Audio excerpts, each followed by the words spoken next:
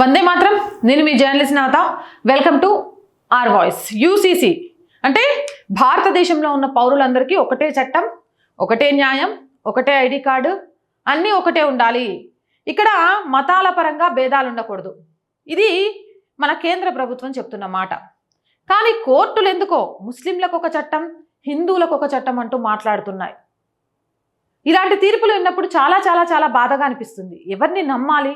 ఇక్కడ కోర్టులను నమ్మాలా లేకపోతే ప్రభుత్వాలను నమ్మాలా? ప్రభుత్వ ఆలోచనలకు అనుగుణంగా కోర్టు తీర్పులే లేకపోతే ఎలా? ఒక ఆడది పిల్లల్ని కనకపోతే ఇక తన జీవితం వేస్టా? తను బ్రతికుండగానే తన కళ్ళ ముందు భర్త ఇంకో పెళ్లి చేసుకోవచ్చా? మరి అదే నిజంగా ఒక మొగాడు పిల్లలు పుట్టడానికి పనికిరాడు అని తెలిస్తే ఆడది కూడా రెండో పెళ్లి చేసుకొని ఇద్దరు మొగుళ్ళను ఒకే ఇంట్లో పెడతా అంటే ఈ సమాజం ఒప్పుకుంటుందా? ఈ కోర్టులు ఒప్పుకుంటాయా? ఇలాంటి అనేక ప్రశ్నలకు ఈ తీర్పు కారణమైంది. ఒకసారి ఆ తీర్పు గురించి మాట్లాడుకోవాల్సి వస్తే, మొదటి భార్య జీవించి ఉండగానే ఒక ముస్లిం పురుషుడు రెండో వివాహం చేసుకోవడం భారతీయ శిక్షా స్మృతి ఐపీసీలోని సెక్షన్ 494 ప్రకారం రెండో వివాహం నేరం కిందికి రాదని మధ్యప్రదేశ్ హైకోర్టు స్పష్టం చేసింది. పిటిషనర్ పై అతని మొదటి భార్య ఫిర్యాదు మేరకు సెక్షన్ 498A, అలాగే 494, 342, 323, 506 పార్ట్ 2 కింద కేసులు నమోదయ్యాయి. 20 ఏళ్ల వివాహ బంధం తర్వాత తనకు పిల్లలు కలగలేదనే కారణంతో భర్త తనను వేధించాడని, కొట్టాడని, రెండో పెళ్లి చేసుకుని తనను కులా ఇవ్వమని ఒత్తిడి చేశాడని భార్య ఆరోపించింది.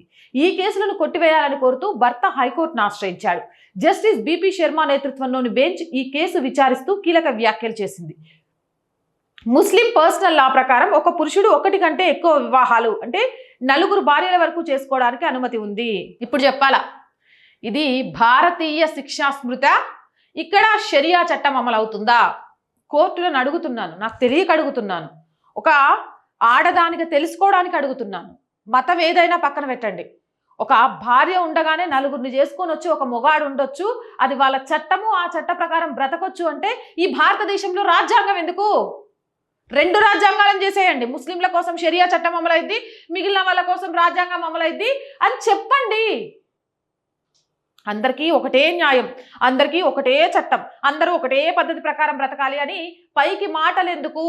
సెక్షన్ 494 ప్రకారం ఒక వివాహం నేరం కావాలంటే మొదటి భార్య ఉండగానే చేసుకున్న రెండో పెళ్లి చట్టరీత్యా చెల్లనిది కావాలి. అయితే ముస్లిం చట్ట ప్రకారం రెండో పెళ్లి చెల్లుతుంది కాబట్టి అది బిగామీ నేరం కిందికి రాదని బెంచ్ వ్యాఖ్యానించింది. ఇది నిజంగా బాధాకరమైన వార్త, బాధాకరమైన తీర్పు. ముస్లిం పర్సనల్ లా ప్రకారం నిబంధనలకు లోబడి 1 కంటే ఎక్కువ పెళ్లిళ్లు చేసుకోవచ్చు. ఈ కేసులో సెక్షన్ 494 కింద ఉన్న ప్రాథమిక నిబంధనలు వర్తించవు అని కోర్టు పేర్కొంది. అయితే భార్యపై వేధింపులు 498A కొట్టడం, బెదిరింపులు వంటి ఆరోపణలకు సంబంధించి ప్రాథమిక ఆధారాలు ఉన్నందున ఆ సెక్షన్ల కింద ట్రయల్ కోర్టులో విచారణ కొనసాగుతుందని స్పష్టం చేశారు జస్టిస్ బిపి శర్మ. నాకైతే ఎందుకో ఈ తీర్పు మనసుకు నచ్చలేదు. కానీ నచ్చలేదని కోర్టులను మనం ఏమనగలుగుతాం? కానీ అర్థమైపోయింది, భారతదేశంలో రాజ్యాంగం ప్రకారం పౌరులందరూ నడుచుకోవసరం లేదు. ముస్లింలకు పర్సనల్ ఉంది, అందుకే ఈరోజు వాళ్ళు మైనారిటీలుగా ఉన్నా రెచ్చిపోతున్నారు. దానికి కోర్టులు, మన చట్టాలు లేకపోతే మన ప్రభుత్వాలే చేయూతనందిస్తున్నాయి అని. అవునంటారా కాదంటారా? మీ అభిప్రాయం కామెంట్ చేయండి. మోర్ వీడియోస్ కోసం ఛానల్ వెంటనే సబ్స్క్రైబ్ చేయండి. రోజు చెప్తుందేనండి, R group of channels, R voice, R political, R Sanskriti, 3 మన ఛానల్సే. So please subscribe our channels. Content బాగుంది అనిపిస్తే లైక్ చేయండి, షేర్ చేయండి. అండ్ ఆర్థికంగా ఈ మంత్ శాలరీస్కి, రెంట్ కట్టడానికి, కరెంటు బిల్లుకి, వీటికి చాలా చాలా ఇబ్బంది పడుతున్నాం. దయచేసి సహాయాన్ని అందించి ఈ ఛానల్ని నిలబెట్టడం కోసం మేము చేస్తున్న పోరాటంలో మాకు శక్తులుగా బలాన్ని ఇవ్వండి. ఇస్తారని ఆశిస్తున్నాను. ఆర్థికంగా సపోర్ట్ చేయాలి అంటే సబ్స్క్రిప్షన్ పక్కనే జాయిన్ అనే బటన్ ఉంది. 1 to 5 లెవెల్స్ ఉన్నాయి. ఏదో ఒక లెవెల్లో సపోర్ట్ చేయండి. లేదా స్క్రీన్ మీద గూగుల్ పే, ఫోన్పేతో పాటు అకౌంట్ డీటెయిల్స్ ఉన్నాయి. మీకు తోచిన సహాయాన్ని అందించండి. వ్యాపార ప్రకటనల కోసం 8328500576 నెంబర్ని సంప్రదించండి. జై హింద్, జై భారత్.